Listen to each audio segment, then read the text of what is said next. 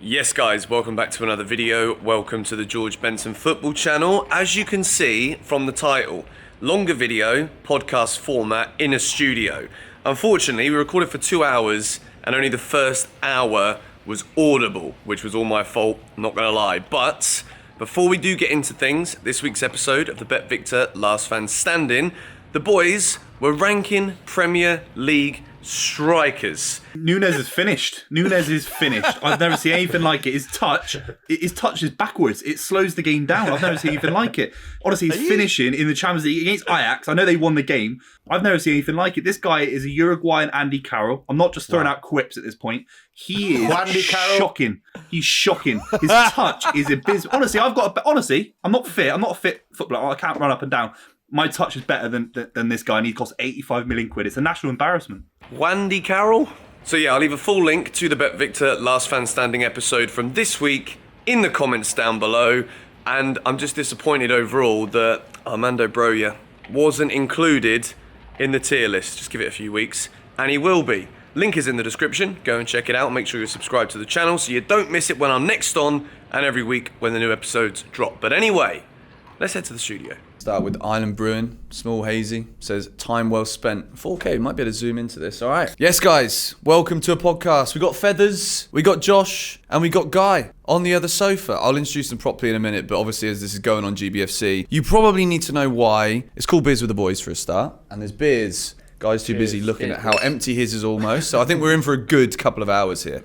So we were sat down in a restaurant in Bali. That's where we are right now. The studio doesn't quite look Bali, but it is very Bali. We're sat there, and you know how things go. Like, how many was it? Like 15 people? Yeah, about 15. Sat in a group. It's just us three boys perched on the end of the table, talking about, what do you think we're talking about? Football, maybe? And we said about doing a podcast. And there's only one thing that gets things done in life, and it is a bit of spontaneity. 100%. Why plan something? Why sit here with a list of things you can talk about when we talk about football every day? We've got two gunners over there, so I'm outnumbered. But I did start the pod, so I guess that does give me a little bit of authority as it's going on the old GBFC channel for now. But, boys, what have we gone with? What have you guys gone with? I've gone with little San Miguel light. Obviously light, going down quick. Got a few of these here, and then I'll probably go on to a few of Josh's after if you don't go through them. Mate, I'll be going through these, don't worry. I've got the old Raja Rimbas. Raja. Singer Raja. Shout out to the Raja Rimbas. I got a concoction over here. I got some Small Hazies from Island Brewing. Couple That of sounds Pilsners. like a medical condition. It does. Yeah, that was my eyes after our Friday night when we decided this was a good idea on Monday. Yeah, exactly. We cancelled. I had a sore throat on Monday, and well, I think you guys got in about, what, 5? Yeah, we were a little bit hungover, so pushing it back a couple Well, of depends days. who's watching this. Maybe I got in about 11, you know. We've got to start somewhere, haven't we? And we've got Yeah. some Kuras as well. I am an ambassador, currently not a sponsor. There's a difference, but we're working on it. But anyway, Big up. Arsenal. Speak about big up. It's been all right, isn't it? Flying. I mean, where do you start? I mean, what we're 7 games in. I think if you would have said to us after 7 games, you're top of the tree, I mean, we would have taken it 100%. I think of the 6 games we've won, we've deserved to win. I think, we've been pretty convincing in those. The weekend, Brentford, that was probably one of the most dominant performances I've seen from an Arsenal side for a good couple of years. You know, we really controlled that game. United was disappointing, but we just knew we were going to lose there, didn't we? We just had a feeling. Always do. Just had a feeling it wasn't going to go away. But you know what? Sometimes even in defeat, you can take a lot of positives. And I thought there were plenty of positives to take out the United game. You know, it's been a good start. The signings that have come in have really kicked on and looked good. So you know, I'm really, really positive going into the international break for sure. Like Man United was probably, everyone was waiting for the first test. And although that we lost the game, it's the way that we played. Like, dominant for spells. When it went to 1-1, there was only going to be one winner at that stage, and then got hit on the counter, which wasn't good. But apart from that, I think, there was a lot of positives to take from that game. And then the way we bounced back at Brentford, definitely, really happy start. Compared to last year as well, after the start. People joking about relegation, and even for this year, struggling. And now all of a sudden it's title talk this season rather than relegation. So, but is it premature maybe? Like to go ahead? The thing is, when I look at what Arsenal have done, United is the main test that you've had. And I agree. I wouldn't say you came unstuck. I'd say that the game changed when Ronaldo came on, which is a weird thing to say at the moment with United because he seems to be like the elephant in the room. He seems to be the one that nobody really knows what to do with, which is such a weird thing to say. But I think when he came on, and this is actually credit to Arteta in my opinion, because when he came on, everything that Arteta had started with, which was to play against the United team that he knew Ronaldo weren't going to be playing in, everything seemed to fall away. And I think his presence, which is why I'm a bit concerned, well, I'm concerned generally about Arsenal because I'm actually worried about you guys, but I'm concerned for Arsenal because I think against top players, are the youngsters that you've got ready to know what they're going to deal with? Whereas Arteta can tactically set things up against any team. But when a Ronaldo comes in and you've got, youngsters in defence and you've got a few players in the middle as well, you've got Odegaard as a captain, he's a great player, but he's not old, is he? He's not like captain-esque material in terms of age and the way that he's developed as a player. It's kind of been stagnant, really, I think, with what he's done at Madrid. But do you think the youngsters are ready to deal with your Kanes and Sons of Spurs, your Haalands now of City? You come up against Liverpool, a team that you've struggled against naturally in recent years. Do you think they're ready for that? I mean, like last year, especially the game away at Spurs, you could just tell like the inexperience definitely cost us, and all the big pressure moments last season going away to Newcastle, and you could see for sure that the pressure got to them.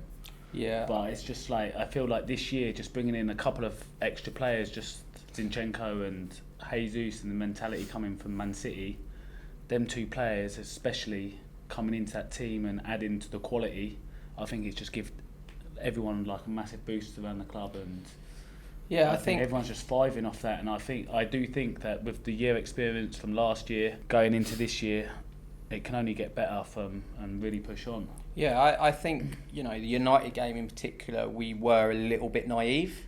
I thought we were the better team. I thought we outplayed them at times and we just got caught with sucker punches where we probably weren't, preempting what was happening. They were just sitting back and trying to hit on the counter, right? Which, in the Premier League teams will do that. And I think we were a little bit naive. I thought Arteta went a little bit gung-ho too early, and you talk about the players, and they're young, but Arteta's also a young manager, right? This is the first time he's going to be involved as the head coach of a team that could be there or thereabouts. So he's going to make mistakes along the way. The thing is, sometimes you learn more from mistakes than when you do. We probably learnt more against United than we did playing Brentford at the weekend, right? Yeah. So that is going to be the big question. I think if you look at us on paper and you look at the way we've started and played, then I think we can give anyone a good game.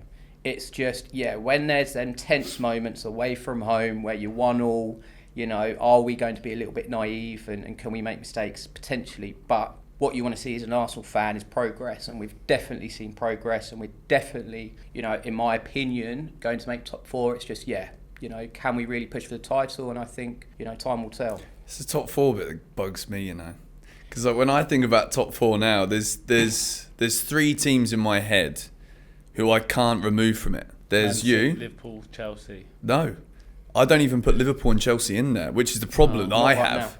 Right, I'm also outnumbered by you guys. I've got more beers than you both, but that don't mean anything. But I'm worried because you drink quite slow, though, don't you? No, I drink fast, mate. Ask any of the boys how fast I drink. They'll inform you. We'll come back and do a podcast of the week, and there'll still be 2 of them there. I'm concerned because I'm not fully convinced by Liverpool, and I think Klopp is a couple more bad results away. We'll go into this, but I think he's a couple of results away from having a bit of a meltdown. He does it all the time. When there's a loss, he's embarrassing. There's always an excuse. Yes, when they win, he's very likeable, let's say, in a way. Whether you like Liverpool or not, it's kind of irrelevant. He comes across quite well. But I think with Arsenal, getting 6 wins out of 7 games, that's title-winning form. It's getting points under your belt. Do you know what I mean? And it's nowadays you've got to get, if Arsenal want to win the league, you're going to have to aim for 95? Potentially. Well, what did City win it with? Well, when Liverpool finished, what was it, 97 or and finished stupid. second, and they had City was 91, 98, yeah. Something crazy like that. I don't think that's going to be the numbers this year, But you need over 90 points. Yeah. 90 plus. Minimum 90. I think this year's a good one though because there is we'll talk about Chelsea, but I think Chelsea will come good. I think under Chelsea Potter. will come good. I think They've got depth. Good players, good positions. The only thing worries me is striker. Worries me as well, but we'll have to wait and see. But back to Arsenal.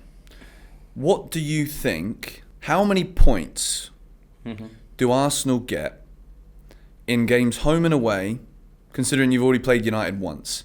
But let's go Liverpool, City, Tottenham, Chelsea and Man United. That's 5 teams. That's 10 games out of 38 matches in the Premier League. Yeah. How many points can Arsenal realistically think is the lowest amount of points they can get to still be in a title conversation out of those 10 games? Considering it's 0 out of 1 so far. I think it depends slightly on who you're dropping points against. Yeah, I think if you lose both games against City, I think it's a really uphill struggle. You know, if you can draw both games against City, then you're really going to be in the mix. I fancy us at home against anybody. We had a good home record last year. Last season, we should have beaten City at home. Yeah. We should have beaten City at home. Yeah, you played well in that game. That was probably the best performance we had all season. Liverpool for 60 minutes. Played really well against Liverpool. Tottenham, we beat This is convincingly. very Arsenal behaviour right now. United- Played well against Liverpool for 60 minutes. No, but we did against Beckham. No, you Beckham did, made you a good did. save with his hand, and Odegaard missed that chance. You know, we beat Great United, and obviously we lost to you right at the start of the season. So I fancy us at home to pick up a result against anybody. It's going to be a test away from home. I'd say you'd need 18 points. 18. 18, I think. I would go 15. That's I think- dropping 12 points. I think you need to draw. I should have done the maths couple. for how many points City and Liverpool dropped think- last season. But I how think, many did yeah. they drop? I think playing away from home against Liverpool, Man City, Spurs, you'd be happy with a point. At You'd least. take a point, You'd take yeah. a point. So if you can lose 2 and win 1, then. But it's just you'd rather lose to someone like Tottenham and give them the points. Not being an Arsenal fan, but if you're challenging for the title, you don't want to have a 6 point swing with Arsenal, Man City, Liverpool. I think a lot of talk goes on how do you perform against the big six, and you know, of course that's going to make a big, it's going to affect things quite big. But I think the results where we struggled before was picking up wins against the bottom half sides, and that's if we can clean that up, then that's going to make a big difference as well. It was a Fulham game that actually made me think, right, they're not messing anymore. Like when you watch you've got to bring up the Amazon doc, I think, when we talk about Arsenal, because that's interesting. Yeah. Fascinating in the way that I think, even when I watch the Tottenham one, I'm like, you kind of start to feel a bit for it, don't you? And I mean, we're all, the only elephant not in this room is the fact we all hate Spurs. Of course. But when you watch these things, you get, in my opinion, the best insight there's ever been into like how a football club is, how a football club is ran. And before a ball was kicked this season, or I can't remember, I watched the Arsenal documentary quite late, and it was obviously out before the season started.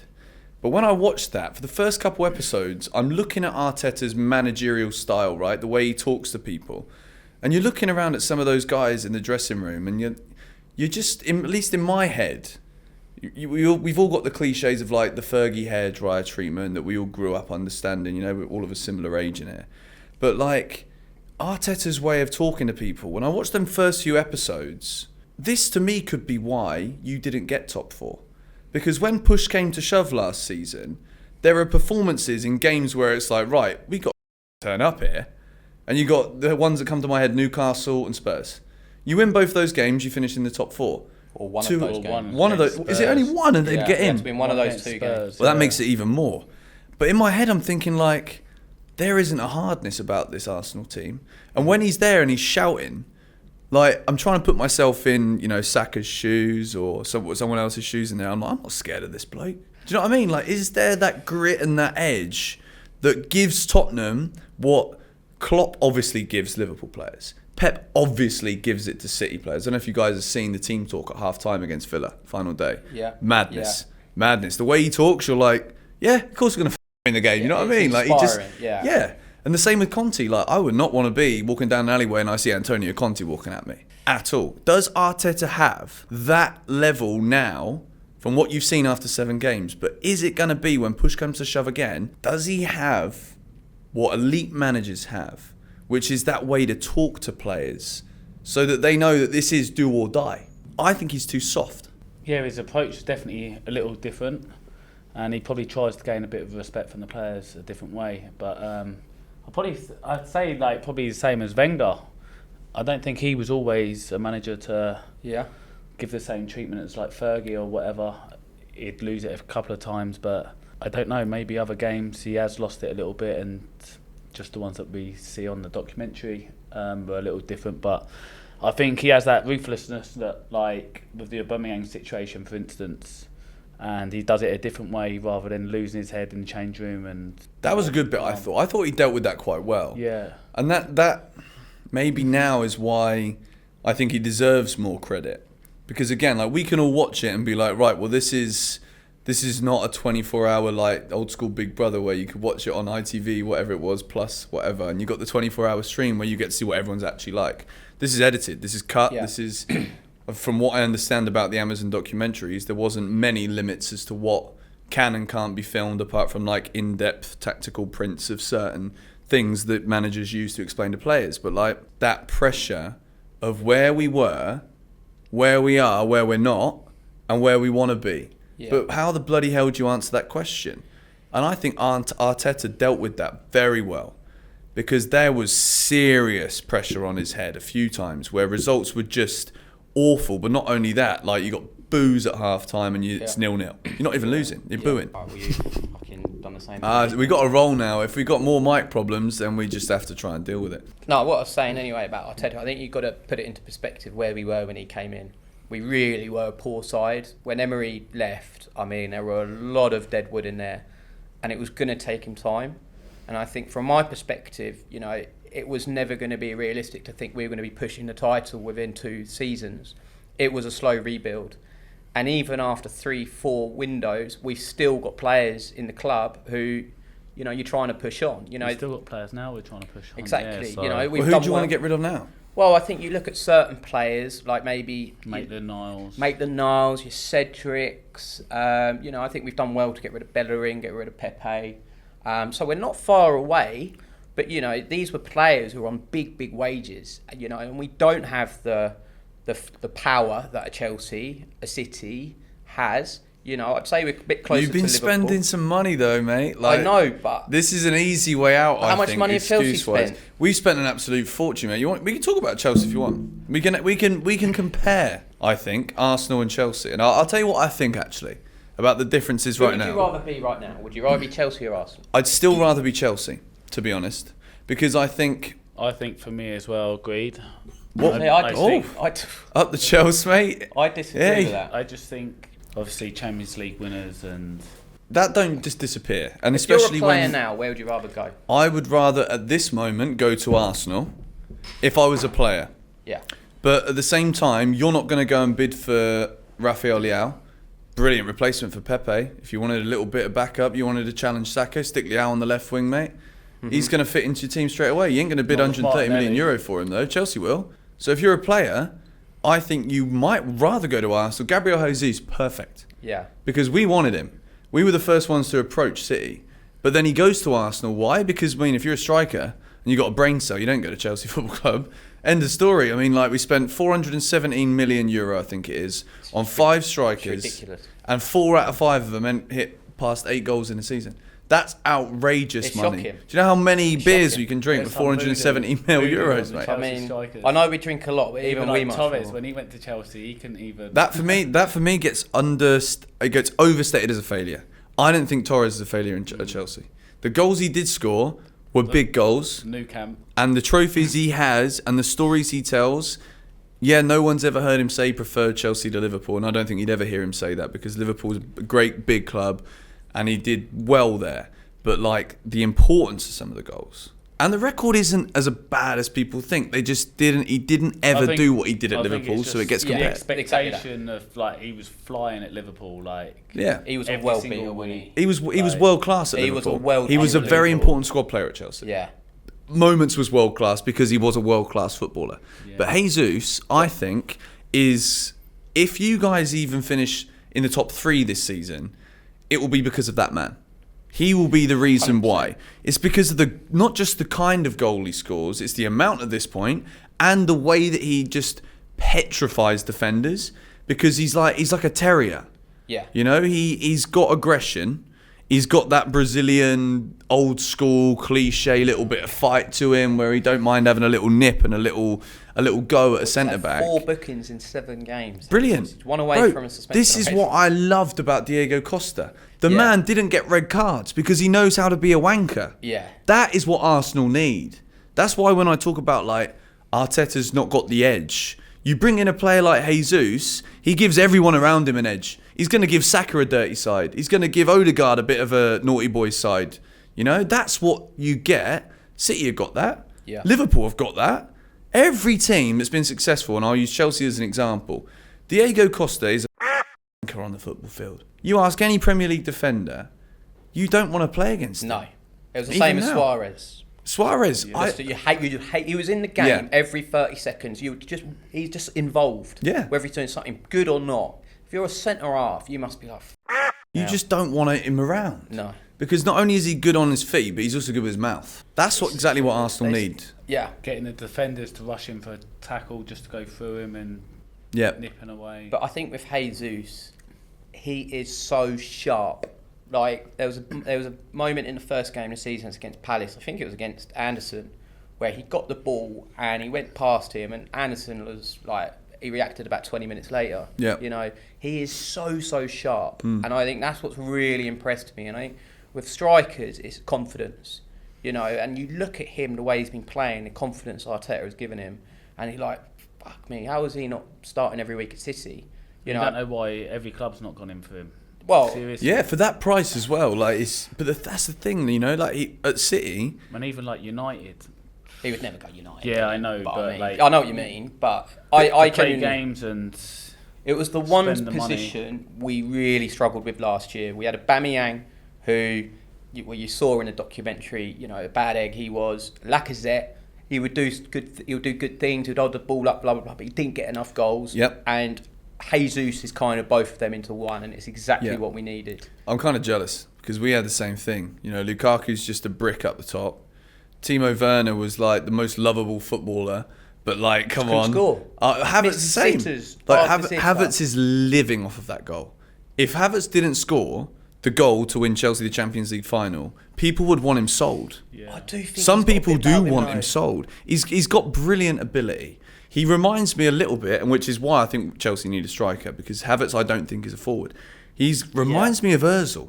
And I've not seen- in I the know what way you that mean. people gave Ozil I a think he bad has rep more for being quality. lazy, I but think that's he has people that more don't watch quality football. than Ozil, I think Mesut Ozil got the worst rep in football because of the way that voices are heard in the football world, which is people that don't really watch every game. It's You know? body language, wasn't it? Yeah. That, I see what you mean with Havertz. It's a similar body language. He looks like don't Ziyech's give the a same shit. kind of player because Ziyech, you can look at him and you're like, does this guy want to be out there? Yeah. You know, you do it, I do it, I'd go out there and give it a go. Sometimes these players don't look like they give a But shit. you see her Havertz for Germany, like you'd always fancy him to score. Yeah. But I still just would think not maybe put him the- there. Like, I think it's like... I think you're right. I think Havertz Yeah, is I a don't 10. see him as a number 9 for sure. He's but definitely not a 9. He's a No. 10. He's a 10. Yeah, He's a I 10, agree. but then I think I agree. Mount can be a 10. Sterling could be a 10, depending on how you want to play. You know, I think Chelsea's a mess. We'll go on to Chelsea in a bit. We're also going to talk about England, the World Cup. How many beers we're going to drink in Bali during that one, I don't know. But we're hopefully They going to better have stock up, I tell you that some much. sponsors for now. I got to decide if I want to go or not. I've been offered a job out there, but I don't know if I want to do it. I think you should stick around with the boys, mate. I think so I'm too. going We anyway, can so- pod it. Oh yeah, you're buggering off, aren't you? we're going. well, we're if he's going, you should stay. He's Find coming out with by me. the end. He's coming with me. I'll stay here on my own. then. I actually might, bro. I'm thinking. Yeah. It's currently well, I'll keep this in. It's a podcast, and then we can talk about what we want. Really, it's beers with Yeah. the boys. Like, did we say it was football? Come on, it was just all you. Arsenal are going to finish. Just got a notification from Third. Arsenal. What do they want? You think third? They sacked Arteta. No, limited edition range, some sort of. They're Mate, we need to they're get sponsors releasing- for ourselves, they're mate. Don't go releasing clothes. promoing what they're selling, Yeah. bro. They got cash, bro. They've got, oh, it's Come on. a couple of Like, hats. no. Look, here we go. Couple If of you're bucket saying hats. third, I'll take third now. Forget the title talk. I'll take I was going to third. say fourth, but like my head does say that it's Liverpool for me that are the problem. Because I do think Chelsea are going to start turning it on a little bit. I think we got two good teams. Let's go on to Chelsea a little bit, shall we? Yeah. That's a good segue. I think Chelsea and Potter is a fascinating combination. I don't know what you guys think about this, because at the moment I'm on the defensive as a Chelsea man. Because I think Boley, Clear Lake Capital, and these guys who have come in, taken over from a man who, whether you like the guy or not, Abramovich did a bloody great job as a football owner. Yeah. He absolutely delivered everything and more that he ever said he would have done. He didn't really say a lot. He just delivered it. We won trophies. We lifted things above our heads and had That's because he medals. couldn't speak English. Well, I actually met him in the lift at Stamford Bridge What did you once. say to him? I almost froze up a little bit. I was a bit like Starstruck. Well, it was probably the richest guy I'd ever been in the proximity of. You know, like when someone's got loads of money and they're wearing a nice little suit with an open pocket. It's like, I wonder what he's got in there. That's the question, right? Any rich guy that wears clothes, I'm like, what cash does he keep in which pocket, and how much does he have? And how much is his watch worth on his wrist? Oh, I don't know, but Exactly. probably more money than we can make from this podcast from the first 5 episodes. The other 5 after that, who knows? Hit the like button and subscribe. But no, I think Abramovich did such a great job. And at the moment, Chelsea are getting a lot of stick because Boley has made some very, very icy banana slip-ups. Well, 4-4-3 ain't a formation, bruv. Mo Salah did not come from Cobham. He's Egyptian. And Kevin De Bruyne also didn't come from Cobham. But what did he come in and do and say? He wanted to change things. He wanted a long-term plan. So you go and sack a manager who wins you a Champions League and has a dodgy start to a season. Crazy. My belief about this is that he would have done this weeks ago, but he would have got slaughtered. And I mean like hounded to the point where Arsenal fans want Kroenke's head on a stick at times So in you think recent he's looking times. for an excuse a little bit? Any excuse Yeah. to get rid of Tuchel, Yeah. and it just so happens after a dodgy start to the season he got it. Yeah. Graham Potter. Do you agree that Potter is a manager who was destined for a job in we the said top straight team? away, first of all, like when it come out Tuchel was sacked, we were playing football and shocked. Yeah. As like Arsenal fans, we just couldn't believe it. We was like, I was happy. how? Yeah. I was happy. Because you thought it was the wrong call. 100%. So you still believe it's the wrong call? 100%. He's a great manager, great manager. You know, he's a But- brilliant football manager, yeah. But at the same time, we both said as well, one manager we hope they don't get is Potter. I said it to you before at the start of the season. spoke- I like Some- this. This gets you a bit I- gassed, you know. I No one says anything really- good, but these guys know the It ball. annoys me, but I really like Potter. I really like Potter. You know, for someone to come through the kind of progression he's had, he started off. I see a picture. I think it was like a uni in the UK. He was managing a uni Leeds team. Met. Leeds Met. Yeah. You know, and then he's pushed on. He went to Malmo in the Ostersons. Ostersund, sorry. Sweden, 4th division. And then he took them through everywhere he's gone. He's been a success. They beat Right? Arsenal. Brighton played good football. Last- You want to just segue out away from that one? last year we played them twice at their ground, the MX. Completely They were battered good. us. I love how you We- both just avoided my second bit as well. Like, you just want to ignore the fact that Ostersons beat Arsenal as well. Yeah, that didn't Graham Potter, mate. Wasn't that What a second leg bloke, and we'd won bro. the first leg like comfortably or something, wasn't it? I can't remember. It doesn't matter, mate. Did you qualify? Did you win it? No. We won't talk about that. And then what's the score when we played them at the Emirates last year? With Brighton, we lost. Yeah, we lost 2-0, 2-1. 2-1. It was 2-1. I think Odegaard scored right at the end. Yeah, scored deflection. Yeah, 2-1. But going back to Potter, I really rate him. You know, I think the big question mark I always have when these sort of managers go into big clubs is, right, it's well and good going to Brighton where the egos of the players are not as, you know, they're not maybe fully fledged internationals or as, let's say, famous as some of the Chelsea players, you know. Can he go in and demand respect from your Thiago Silvas, from your Kante's, Well, Kovacic's, even Aubameyang now as Sterling's, Aubameyang? That's gonna be Aubameyang's the only question. one in that list I worry about, you know. He's- I think- mate, Thiago he was- Silva speaks for himself. Bro, like, Thiago Silva is the most consummate professional you And could Potter- ever see. Exactly. Potter's lucky to have someone Yeah. like him in the change room as well because he's also can rely on him to Let's go with a big one. manage the rest. So, Yeah, but and- yeah, like the Aubameyangs and who turns up late for training and But this is where you go back to the Boley kind of how they're doing things, you know. And I was watching Jamie Carragher the other day, and I think he's hit the nail on the head, right, when he's coming out and saying about the All-Star games and all of this, right? You've been here 10 minutes, you know. Yeah, I Been know, here I agree 10 with that. minutes. Yep. You know, we don't like Yanks coming over and telling us what we should be doing. In the same Yeah. way, I'm sure Yanks wouldn't like us going over to the States and telling them how they should be doing things. Which right? we wouldn't do anyway because they've got too much money and we want their money. So it's And they like, do are you things coming all or right. not? You know? But to bring in Aubameyang, which is clearly a Tuchel signing, Massively. and then to him to play one game and you know, you've bombed him. I mean, that kind of smells a little bit like what, you know, there isn't really a plan. But with that, Potter, I think he's a good sign. Aubameyang isn't the plan. Aubameyang's not being brought in as the plan. So you can't use Aubameyang coming in and then sacking Tuchel as what the bloody hell you're doing. You just brought this geezer in because you think he's going to solve your striker problem because Tuchel is the man who wants him. Pierre-Emerick Aubameyang, for all his flaws at Arsenal, evident flaws, where it's like, mate, you ain't bigger than this football club. You know, I don't like Arsenal, but I'm not going to sit here and say that Aubameyang's the best player you've ever had because he ain't. No, he won't. But he's also like, you can't have that attitude at Arsenal, and you certainly can't have it now at Chelsea. But maybe he matures, I don't know. But I think maybe being around Chelsea, and when Aubameyang was at Arsenal, he was the best player, you could argue. And He's certainly not the best player now. No, but even like Saka, say, for instance, much younger than him, you feel... You ain't going to influence him. Yeah, no, but like Aubameyang he'd walk around looking at the changing room thinking, I am the best player here. I agree with that, and I actually see that, especially with someone like his character, where it's like, he's the best off the field.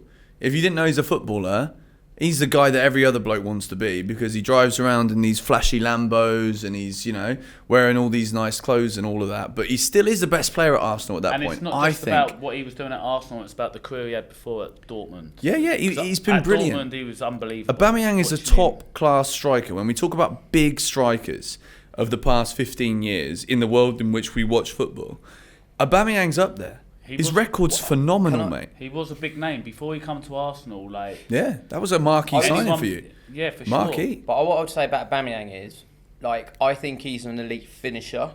I don't think he's an elite striker, in my opinion. Okay, so define an elite striker, just for everyone else. Sure. So my opinion of a striker is, yes, you're there to score goals. That's your bread and butter.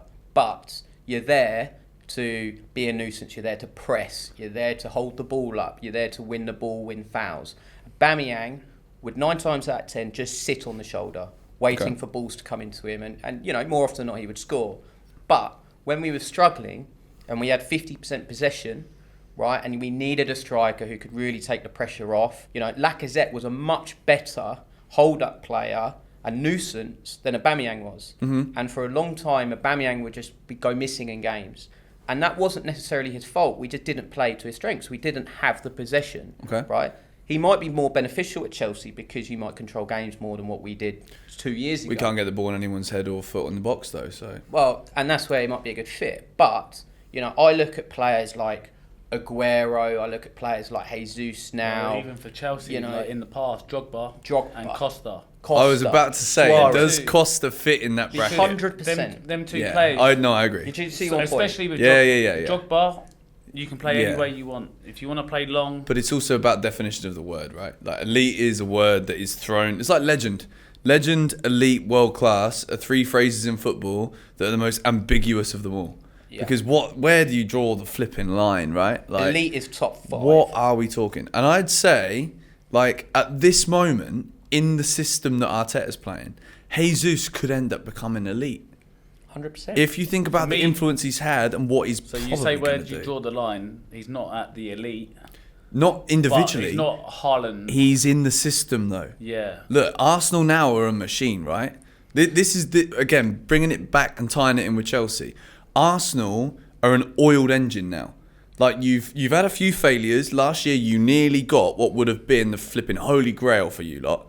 I'm sorry. Tell me if I'm wrong. That would have been if you'd have got 4th, amazing. Yeah. Brilliant. Because then, not only do you build on that with being top of the league after 7 games, but you also attract a different kind of player, maybe a bit more. You tickle the pickle of the owners, and they're like, extra 100, we'll balance that somehow. I don't Who do think we our get? targets would have changed too much, though. I think I don't think the target now is to win the league. It can't be. I don't think it is. It can't be, which is brilliant for you, I think, as fans. Yeah. Like, if you don't want to win the league, or you want to win it, if you don't think you're going to win it, and then you get 4th, And Yeah, now, well, it's like you aim for the moon, and if you miss the moon, you might get a star. That sort of bollocks. yeah, But or you get a load of debris from Elon Musk or whoever's dropping stuff up there right now. But that's beyond the point. Chelsea going to finish top 4 then? Chelsea. do yes. I think Chelsea finish in top 4? I think they will. So I who are think we they're in the removing? top- Are we I all think going to they're in just the top bun 6. Spurs off, or like? Well, Yeah, let's just Spurs off. I would love to Spurs off, but they're good, man. You need instant success at Chelsea. We do, but now I don't think we do. I personally, If you've got a plan, then for sure Potter's the right man. If you look at Arsenal with Arteta, if you're going to back him, and again the documentary you'll see it, Edu with Arteta backs him the whole way. There's a plan there. For sure. and now they're seeing the fruits of the plan because we're talking like, what, 2-3 years on now? Chelsea fans, I think, if you expect anything this season, crack another one, bro. Let's rock and I was roll. just thinking that these beers are getting warmer and warmer. I'm just going to have That's to because start necking you them. got to sip it fast, man. Like I'm 'cause going we're like- with 3 and 3. We are now 4 minutes away from the half point, and I've nearly done one big boy and 2 little It's boys. because we're in like 35-degree heat out here. Yeah. Like, It's and we go accurate. outside this room, the beaches, don't- everything like this. And half the love how they fridges put are the- just the shit. air If any cons there. airline companies want us to sponsor to get people out here to come live on the show. No, we and don't do need the anyone audience. else on the streets of Bali. The roads are already bad enough. You should wear skateboard pads on your elbows because you can't drive. You've never done it before. And just because they give you a bike, it doesn't mean you know what you're doing or you have the license for it. Back to Chelsea. Segue in to the boys in blue. But what I want to know is if Potter has the start that Arteta had last year, are Chelsea going to back him? This is such a good question, Guy, because Whoa, it's a now good there's no choice. Because the moment we don't do that, Chelsea fans have to just understand that Tuchel is a brilliant manager. But what Boley wants to do, which again is entirely up to him because it's now his club, we cannot look back at the past and look at Abramovich and what has been successful but emotionally roller coastering for Chelsea fans, where it's like you love a manager and he's fired because he draws at home to Rosenborg. Champions League's like the Grim Reaper for can't Chelsea remember. managers, isn't it? Like the amount of Chelsea managers that have been sacked after a Champions League game. But that again, that's the guy's point. Like, it's after that amount of time, what do you do? Yeah. I really, really believe in the Arsenal project, right? I think as much as I don't like it, and you look at the fans now, you look at that reconnect. Chelsea fans have to go through this process every 2 years, mate. We have to connect, fall in love, and then disconnect again. You know, we got more divorces than, I don't know who's got a load of... There we go, we had a lot of them. Thank you very much. Luckily This no is man- why we started doing this together. Luckily, no because it managers works. have had their head chopped off, though. Yeah, that's true. I hope Tuchel is still standing straight. He's His not head's on down. Tower Bridge. Yeah, God. we have to stick with now the words, you know? Like, I'm a firm believer of you can say one thing and do another, but I'm not going to listen to what you say. Boley wants a long-term plan. Graham Potter is the best plan.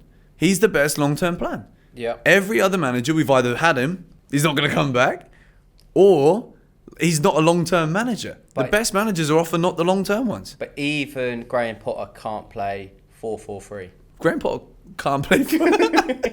He's trying to do me there, you know. This is why it's beers with the boys, because you just got to get the boys That was on a the bit pitch, slow, you know? that. How many beers? I was slow, 2.5. Mate, it's because you're mixing. 2 and mate. 2/3. When you're You mixing. might have the podcast after drinking a few beers, but not countdown. Can I Mate, just give an this is- update on my latest beer, which is Oh. a very, I think very warm You got to barley explain how that one managed to get into like the area of the fridge that was different to this Well, brand. No, it's not that. If I was well- the brand, I'd be fuming, man. Well, so basically, in I think- true barley fashion, it doesn't really make any sense. But essentially, Accurate. There was a fridge with these beers, me old You just Raja Rimbas in You a thought line. Your right hand was bigger than your left hand. So I've taken the two at the front, and then I've literally just pulled the next few behind, Yeah. thinking, oh, they must be Raja Rimbas, but they're not. They are. It is kind of barley service haze. station behaviour, I think. You know, when you just I bet get they've to the charged. first I bet M&S they've or charged whatever, me and for it's- these as well.